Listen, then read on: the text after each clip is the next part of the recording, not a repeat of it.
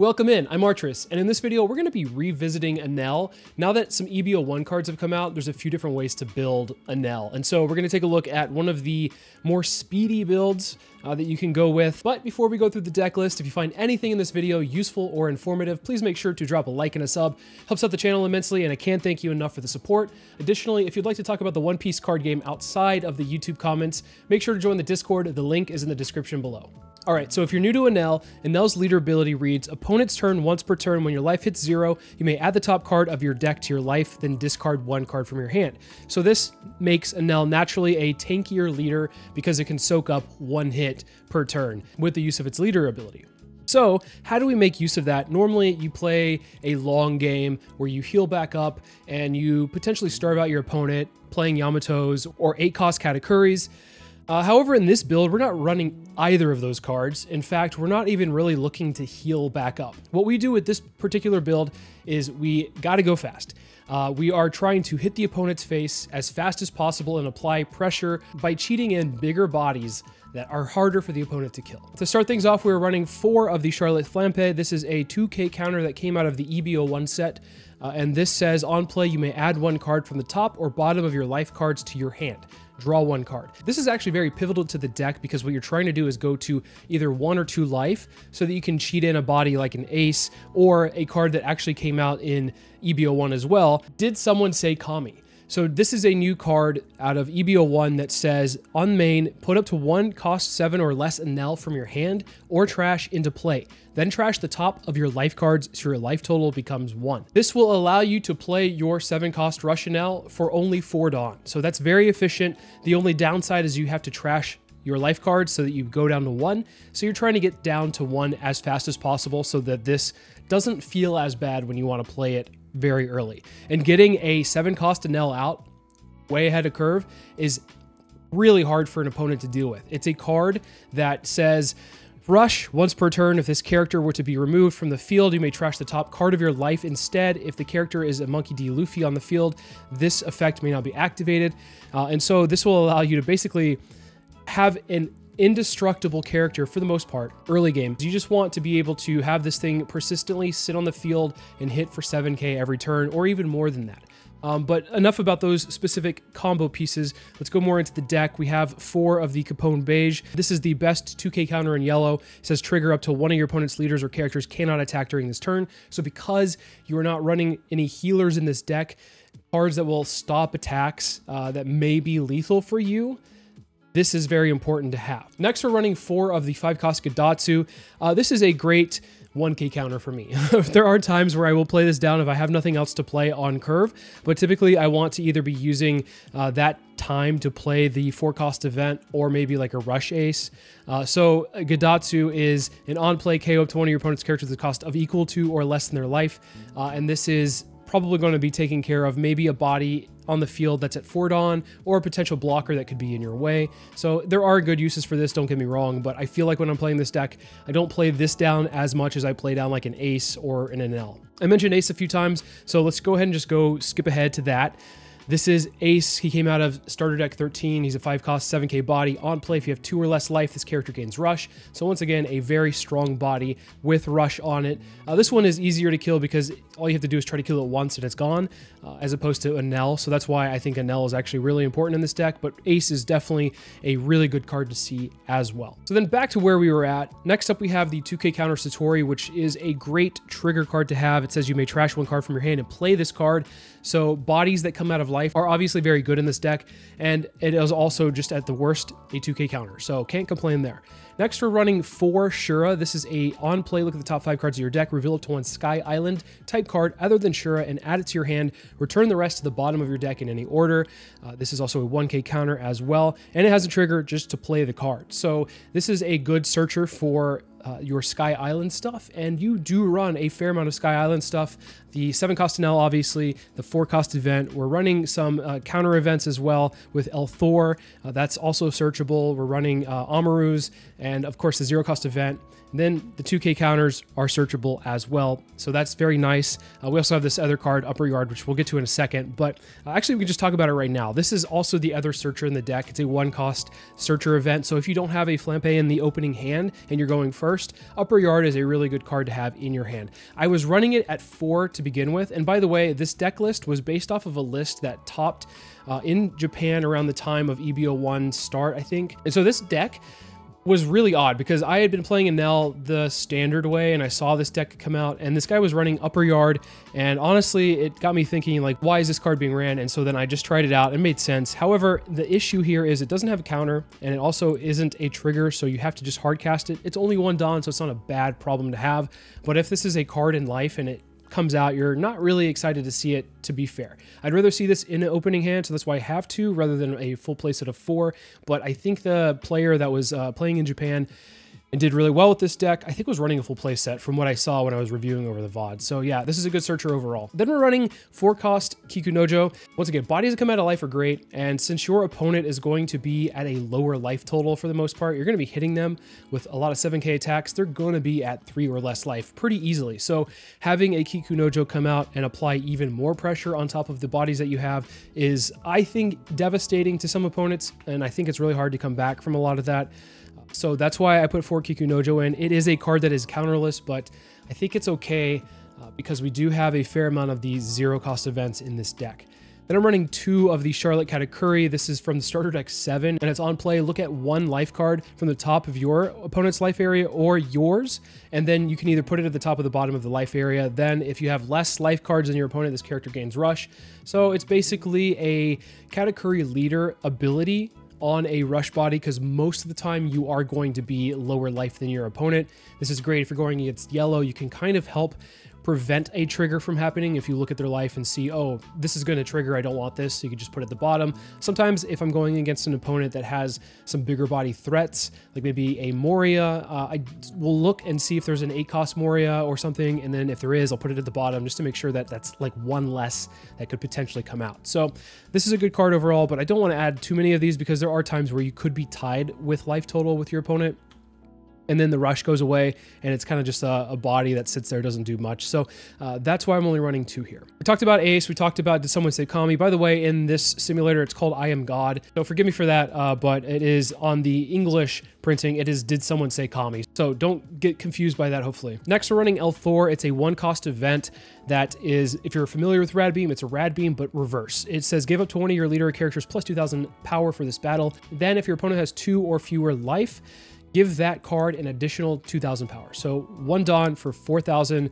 defensive power is pretty good. I would say probably the best. So that's why I'm running a playset of these. This is also if it comes out of life and an opponent early game has a body on the board that might be a little bit of a nuisance, it pops it, so that's very nice as well.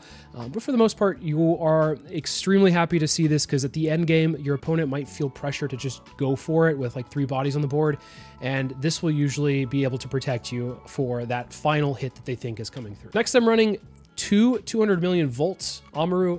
I would want to run more of these, to be honest, because blockers are an issue and they can play them out for cheap. So I would like to run more here. However, there is, I think, tight space in this deck. You could probably change some of the ratios elsewhere and be good with 3. You might want to switch this down to 3. I don't know, leave that up to your own discretion, but I think 2 is okay for now because I don't really want to take anything else away. So this will allow you to pump up your leader or character plus 3,000 power during the turn. Then if your life is at 1 or less, rest up to one of your opponent's characters at the cost of 4 or less. So you can just rest a blocker and then swing for lethal if you so need to. And then finally, to cover this deck, we are running 4 of the 0-cost event from OP06. You're the one who should disappear. This is a counter. You may trash 1 card from your hand. Your leader or up to one of your characters gains plus 3,000 power for this battle.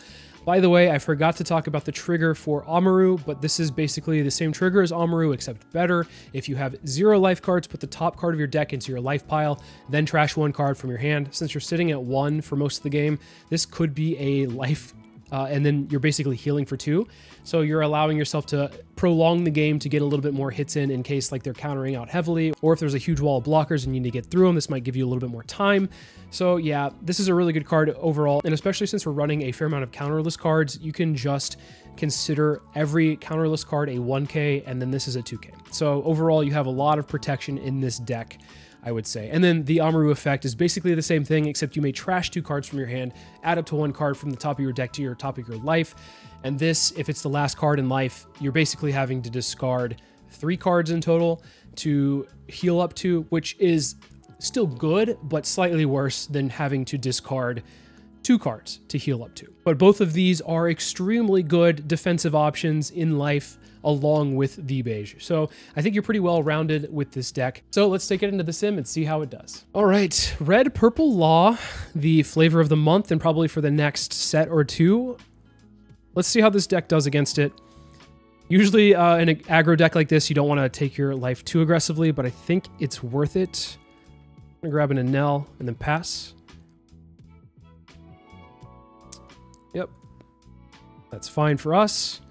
We'll grab the Kami, and I'm actually going to use it. I'm going to use it right now. Because why not? What did we trash? Another Kami. Okay, cool. So this is a lot of pressure for them. I don't know if they are able to... I don't know if they're able to, like, get rid of this body with only 5 Dawn right now. That's fine. Are they going to swing 6? No. They have a Bond Clay. They swing 7. Oh, that's not bad. That's not bad. I think we do it again, right? We could go 7, 7, 8. 7, 7, 8. Yeah. I think that's good. And then we go... Oh, man. They did not have the counter to get out of it. I was going to go 8 here. They would definitely have to block, but I'm going to rest the Bond Clay and then swing 1 to 1. But, I mean, they take that, then what are they doing the next turn? They're at 0 life. They have to... Yeah, with no bodies on the board, that would be... I mean, they would have this body. They'd counter out, obviously, but I don't think they can survive. We have enough to survive a crackback. Yeah. Dang.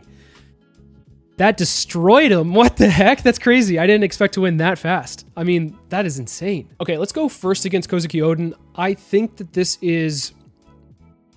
I think this is fine. I think this hand has a good enough amount of aggression, so let's keep it, even though we are unable to do anything on the opening turn. Now, being able to play Shura is good because what we can do is swing with this into the Momonosuke the following turn. We'll go 6 at face. Play down the Shura. See if we can find a Rush Enel. We don't, but we get a 2k counter. I think that's fine. I think a 2k is better than maybe the 1-cost event.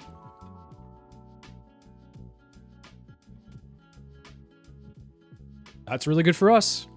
That is really good for us. I think what we do here is we just go 5, because he's at 5 already. He wasn't able to use the leader ability. Go here. We'll swing 6. Play down the Rush Ace, which it doesn't have Rush right now, but to be honest, I wouldn't really want it to because I don't want the Denjiro to swing into it. I imagine our Kikunojo is going to be gone this next turn. It is a body that does pressure them. It's always a hard call to make, though. And I definitely think we swing into the Momo. Even though the Momo taxes them, which is nice, it does get cards that could be counters in their hand. So, yeah. Yeah, they're just trying to clear this, which that's understandable.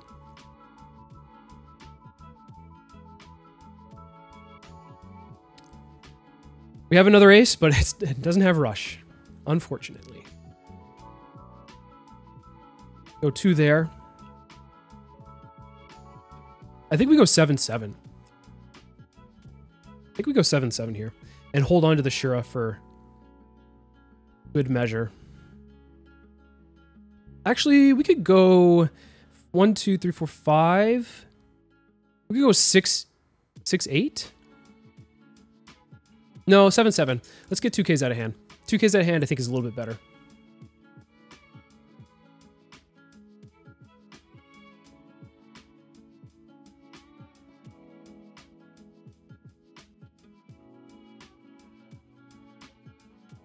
And pass. We have another ace up, thankfully, so that's good for us. They might go after this ace, and I think this was where we try to protect it if we can. Because I think we can. This is going to hurt, but we can.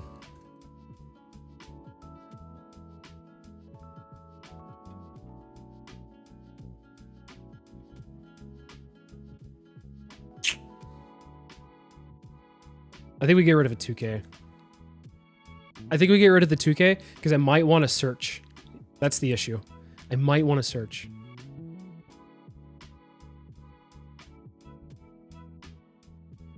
There he is. Okay, let's go. Let's just pressure hard and then have the Enel ready to go. Go 8. Because this is going to be really hard for them. The Ezo effect, they have to discard 2 cards, basically. The Ezo effect will, discarding any Wano or Whitebeard Pirates card, then you can make your opponent's leader or character minus 2,000 power for the turn. So if we just swing a 7, they could get rid of a card that is essentially dead for them. We'll go 8 again. Maybe get a couple more cards out of hand. This next turn is going to hurt really badly, though, unfortunately. Especially with this Cat Viper here, that's the most annoying thing. So I think a Amaru would have been good as well to grab, but it's fine. We wouldn't have it online right now anyway, and it's clear that they want to get rid of the board. So let's go ahead and get that out of the way, because I don't imagine that they're going to take this or counter out. I think they're probably just going to keep the blocker and use it right now. So the next turn, hopefully we can pressure them really hard. If we can keep these units alive, that's really good. If we can keep one of them alive, that is amazing. If we can keep none of them alive, I'd be pretty sad, but I'd also be pretty surprised. Actually, I wouldn't be surprised, because the Denjiro is going to be able to at least let them play something and then get that Dawn back. Yeah. They play the Okiku. They're going to go hard here.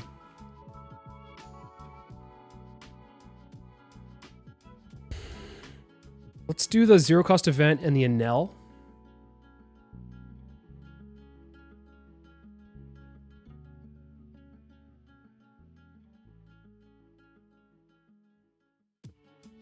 I think I kind of want to take their attention away for a second because I want to see what they do. They're not being okay, so they're not playing. What they're doing here is they're not able to play a blocker, but they will have beam, so there's at least that. We just go really hard and see if they have it. They can use this. Yep. They'll probably have a beam, and then maybe 2Ks is what gets them out. Okay. But we have a lot of life, and I don't think they can do that again. They have to get through 1, 2, 3. Okay. They have potential now. They have potential. If there's any swings that we can get rid of, do it. Okay. We'll take a body. Why not? Oof. That would have been good to leave a Dawn up, but, you know, it's okay.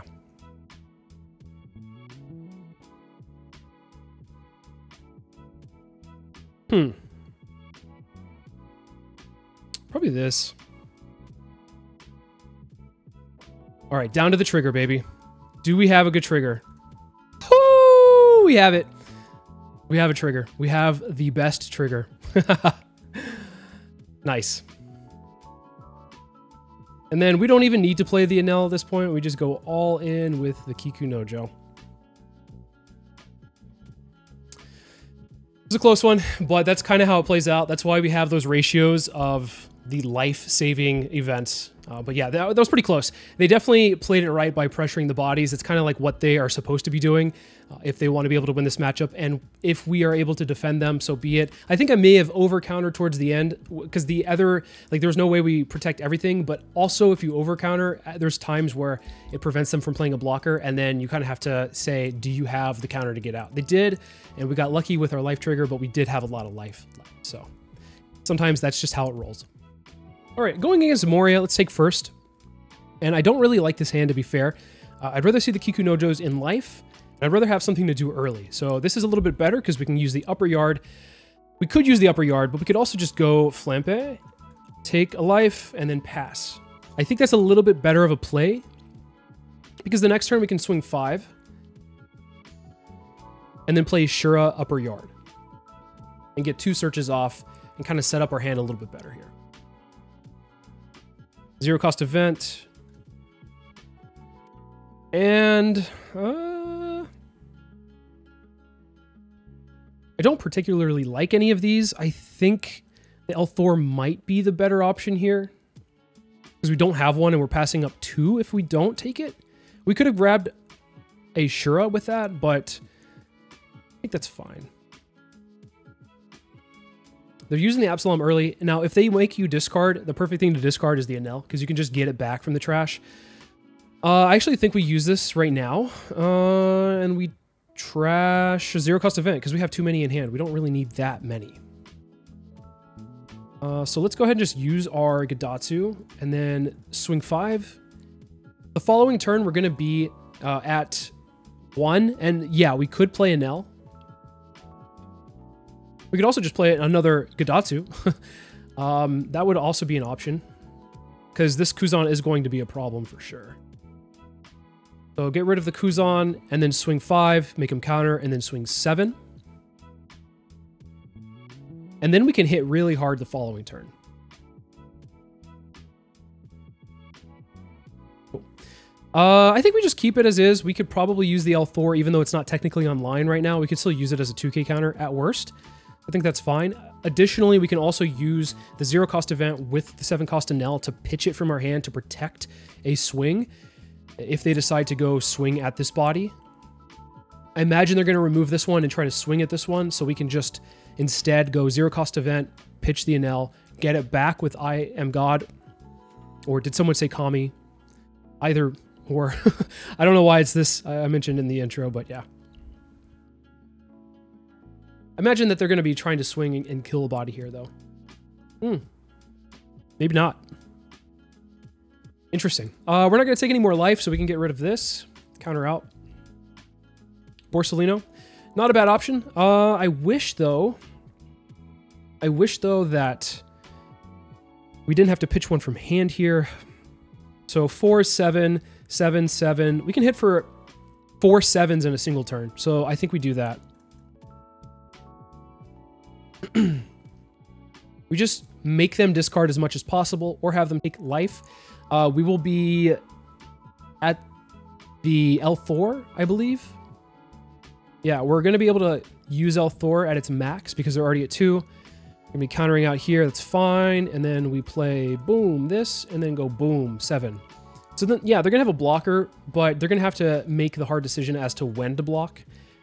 This turn, I believe that they can KO one Gadatsu because they're probably going to play a Moria. Moria will get back for them an Absalom Helmeppo.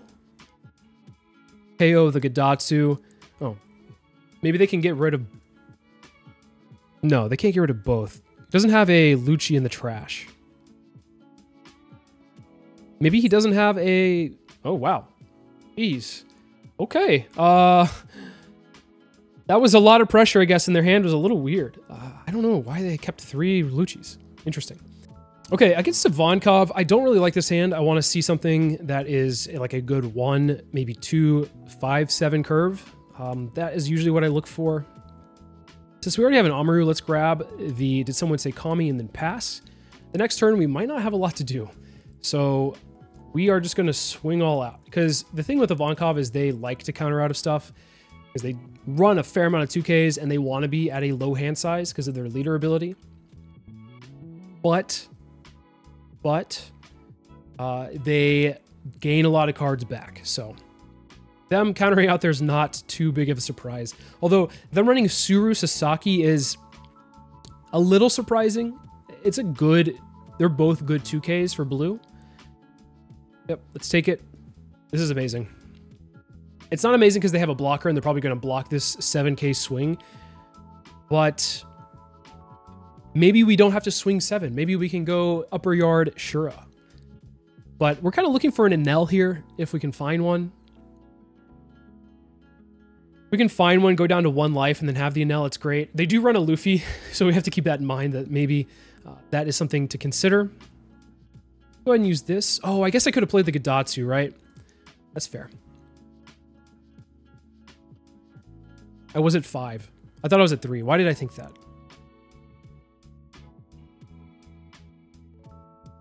Play the Kikunojo. I think next turn, we'll be safe to use the Gadatsu. This could be a Luffy turn here. If there's a Luffy on the field, we definitely need to get rid of it, is the problem. If it's a Luffy, it's also a good thing for them because then they can bounce this back to my hand. Super annoying. It's not. Oh, That is such good news for us. We can actually play the Kami. We can actually play that. That's funny. I think I'm actually going to do it. I think I'm going to rip my life here.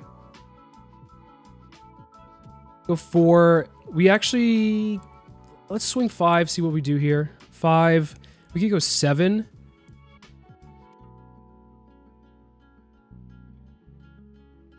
Play the Enel. 7? Okay. This could be an Ivankov turn this next turn. We're definitely holding on to the Amaru because this deck runs a fair amount of blockers. They run Inazuma, Doflamingo, and they might also run some other ones as well.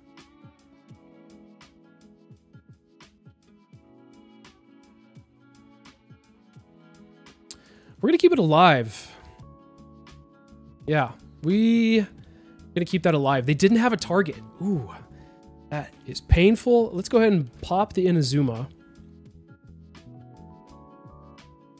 Use a Shura. I think that's pretty good. Another Enel is definitely something we want to see. We'll go 5 and then 7, 7. Okay, that's telling. When they give a 2K for a 1, that's really good for us. Oh, great. Now our L4 is online. We feel a little bit more comfortable here. And if they decide to go for life instead of a body on the board, we can pitch the Enel off of the leader ability and then get it back with Did Someone Say Kami? That is what I love about this deck, is that you can pitch your Enel safely. Don't have to worry about a single thing. So this next turn, let's swing 7 as much as possible. So we could go 7, 7, 7, maybe 7. We could probably use an Amaru to rest the Doflamingo and just pressure them face really hard. Just go face. Face is the place. Of course, this is all contingent on if these bodies survive. Obviously, 7-cost Enel has a better chance of surviving. If they play a Luffy to get the effect, then that is less Dawn to swing into the 7-cost Enel. I wonder if their best play here is to, probably play another 7-cost. That's fine.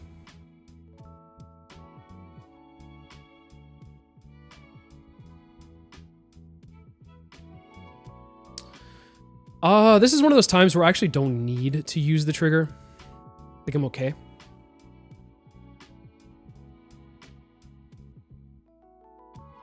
We'll go ahead and use that.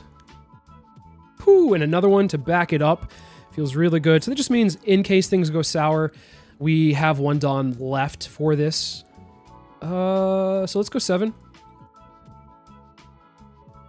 We're going to 7, 7, 7. We might be able to 7 here. Okay, so that's really good for us.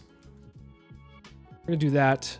We're going to go 7, because we just want to get this blocker out of the way. We wanted one of them out of the way. We didn't know which one we wanted out of the way. 7 again. We'll go 7 with Did Someone Say Kami? And then 9 with the leader to finish it up. So yeah, we're definitely going to be able to probably have lethal. I don't think there's anything that blue has that would stop a final attack. Go here. 7 again. They cannot counter out of this one. Okay.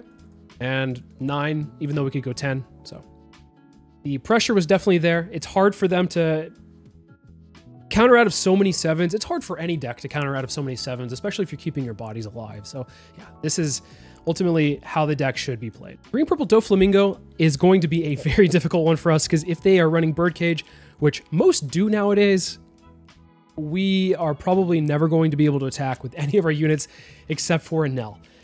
So that is very annoying. Extremely annoying, in fact. So let's swing 6. Play the Shura.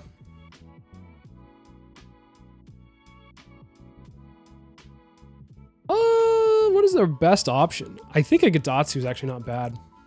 Gadatsu is not bad because we could pop the Rosinante or a Sugar, just in case they have a Sugar. Sugar definitely ruins our plans as well. So I think a Gadatsu is a better option than a Searcher, because yeah, we would be looking for what would be a Russian L, but I think we have plenty of time to find it. I think we use the trigger. Why not? Get the blocker out of the way. Swing 5. We don't need to use the Gadatsu right now, and we can actually just put down an ace. Taking the life. Past that. If they play down the birdcage, I think we might not swing. I think we just, yeah, we might just swing with our leader.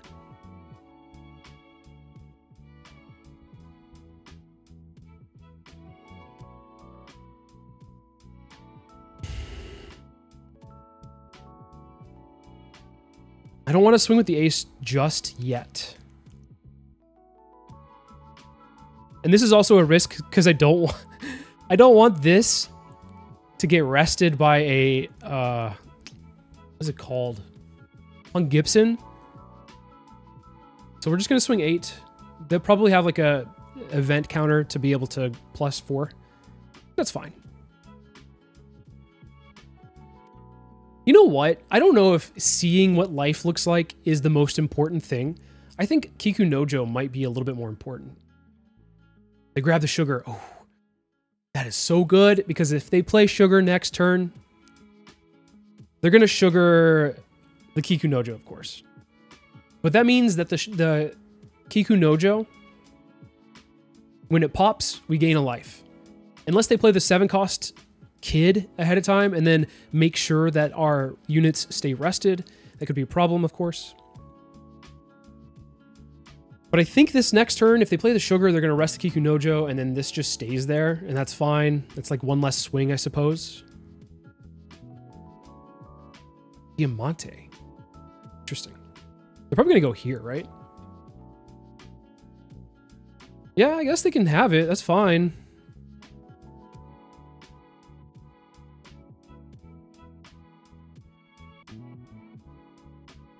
Go 9? Just get something out of their hand. We could have played another Kiku Nojo, but I don't think it's quite worth it, to be fair. We're only swinging with leader because we want this to go away. We want this birdcage to go away and then no casualties happen. This is the turn where they would play the 7-cost Kid just to keep the birdcage on the field. But I think the moment that the birdcage is gone, we could... Okay, Doflamingo is... That's fine. Birdcage goes away. We have another ace. That's really good for us as well. Really good. They don't have a Dawn. What are you doing? Don't swing with this. What are you doing? Oh my gosh. What a mistake. I don't know why they swung with that. They could not restand it. Is that a misplay? Maybe it was intentional. 1, 2, 3, 4, 5. For 7. 1 for another 7. Yeah, I think they realized their mistake there. That was a little odd. But the thing is, let's just play this out really fast. Let's play it out and see if they didn't swing with that. How would this have gone? I would have swung 7, 7 here. I might have actually swung more, to be fair. Since we only have 3 bodies we can swing with this turn. I'd leave 1 up for the L4. So I'd probably go like 5, 7. So swing a 7 with this ace is fair, but can we get a little higher? 7, 1 for the Gadatsu. We could go 7, 8, 9. So if we go 7, just a flat 7, they have like a Punk Gibson or Off-White, probably Off-White to get a, isn't that a brand? Off-White to get like a card from hand, probably the sugar, who knows. And then they counter out of this event, we go 8. Oh, actually they could just do like 2, 2, 8, they counter out 9. 9, they don't. They can't counter out of the 9. Yeah, and then this goes to hand. They next turn cannot play the 10 drop again, or else they will lose to a huge leader swing. Because I assume that they're going to rest the 3 bodies with the second Doflamingo, right? So they can't play this. They could go Kid, but what does Kid do, really? This Kid doesn't do much because it just stops 1 attack, and they have no counter in hand. They could play the Rosinante, but then they risk me once again swinging really hard. So yeah, looking at how it played out, we won it no matter what. So yeah, sorry for the long tangent or spiel there. I just wanted to see, like, did we have lethal? I think that's important to know, because when an opponent makes a misplay like that, it does sometimes take away the integrity of the game. But I think regardless of the misplay there, we had it. Okay, we're going to go against Red Purple Law again, and hopefully this time around they put up a little bit more of a fight. I don't know. That sounds mean. I didn't mean it that way. I think this is probably a good card to grab. You're the one who should disappear. Next turn, we can play an upper yard. Swing 5. Go Shura if we find one with the upper yard. We could also use the upper yard to get an Enel. Yeah, let's do that. Hey. This is one of the weirdest opening hands I've seen. Okay, let's go ahead and just do 7. And then pass? Yeah. That is not good. We could do the Gadatsu play to get rid of the Raise Max at least next turn, but I don't think that's great. I guess that's our only play. Oh, we're close to actually getting the ace down. That's good. If they have a rush unit here, though, I still think we go Gadatsu. Swing 5. See if they counter out. They probably will. Knowing me, like, knowing that I'm actually swinging into them, they might counter out. Ah, that's so weird. I would imagine that Law would just be like, no, I will, now that you're attacking me, maybe I won't take these hits. Yeah, we're fine with this. We're fine with this. We're also fine with having an Enel come down too. Ooh, that hurts. That hurts. We're not fine with that, especially when it rips the Amaru out. Oh well. It's not a lot of Dawn though. Not a lot. I think we use it. I think Gadatsu isn't necessarily that great right now. Yeah. I think the ace is a little bit more important. Whew. A lot of aces. Okay, so how do we do this? 1, 2, 3, 4, 5. We could just go 7, 7. Probably counter out of 1, maybe take the other one, and then have these bodies to swing with. It's going to be a close race.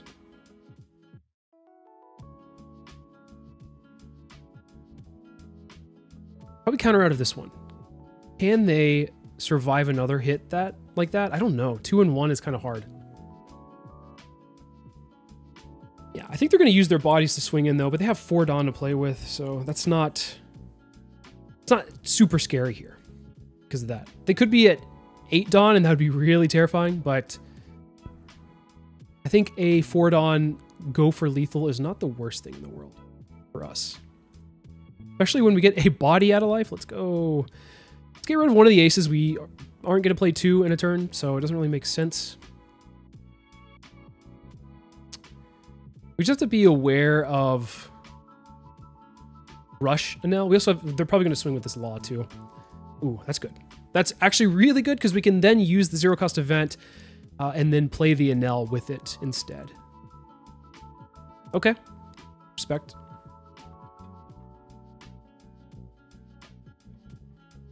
Go there. Resolve. 1. They just conceded the game by doing that. Yeah, there's no way that they can survive all these hits going back. So that is, that's why the 0 cost event is so important. It's so important. Being able to pitch the 7 cost Enel and then be able to get it back out with, did someone say Kami? Is, just that combo is so good. It's so good. You can actually out aggro Red Purple Law if you play this well enough. I don't know why. I think it's just Red Purple Law are like conditioned to take life against Enel because they don't want to get starved out. So when you go against a Red Purple Law as Enel and you start swinging into them, I feel like they're like, yeah, I'll take it. Give it to me. Because they don't want to be starved out and like having their units pop. Traditionally, you'll just be able to chain Yamatos at 9 and get rid of their entire board while just sustaining yourself. But yeah, with this build, you don't do that. So they're just taking the life, I guess. That's so wild. Oh, crazy, man. So I have to end this video just making a disclaimer. I probably should have put this at the beginning of the video, but if you stay to the end, at least you get the disclaimer here.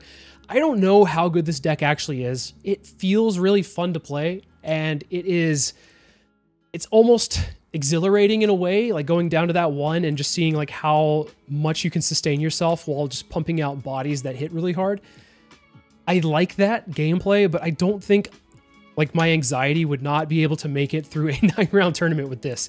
So I don't know how good this deck is competitively. Obviously, some of the games tonight were against decks that are probably on the lower end of the tier, but we saw like Moria scoop pretty fast because, well, they didn't see exactly what they needed in hand, which can be a problem, especially if you're applying pressure like that. They'll take life and then they just can't out counter. We saw Red Purple Law, which is going to be probably an S tier meta deck, struggle against the aggression that this deck has, especially if you have 7k bodies. It's harder for Red Purple Law to be able to take care of those. So yeah, I don't know how good it does overall. And against Sakazuki, which we didn't see any in all of our games today, it's one of those where it just kind of folds to 7k aggression hits at times. If you just rush them down, it's really hard for Sakazuki to deal with that. So I think it has actually a good place in the meta. I just don't know how good this deck could be, and I don't want to bait people into saying that this is like the S tier version of this deck, because I'm not sure, to be quite honest. There is Kingdom Come, which I didn't run in this build, but that is a new card for Enel that if you go more of like the Starve route, that could be the better version. I might experiment around with that on like more of a personal note, not for content, but yeah, even though we just got EB01, I've got to be honest, like I am more excited for OP07. So pretty soon I'll probably start pivoting towards 07 decks and content, because I think that is when the meta becomes very interesting for a lot of decks. Not saying EB01 is not an interesting meta, but I think while Sakazuki is still in the format, it is hard to find a deck that consistently can stand its own against Sakazuki. So I think 07 makes the game a lot more exciting. So I think we'll probably pivot to 07 within the next maybe week or so. Maybe take a look ahead and kind of get prepared for 07 overall. Because I think EB01, even though it's here for about a month, I think that the decks are still pretty defined for the most part. There's some specialty decks here and there, but if you want like a specific deck list, or you want to talk about like what you should build, you should just join the Discord. We have a lot of conversation there as far as that goes. But yeah, this is Enel in the gotta go fast, turn off your brain version. So hopefully you enjoyed it, and I'll see you guys in the next one.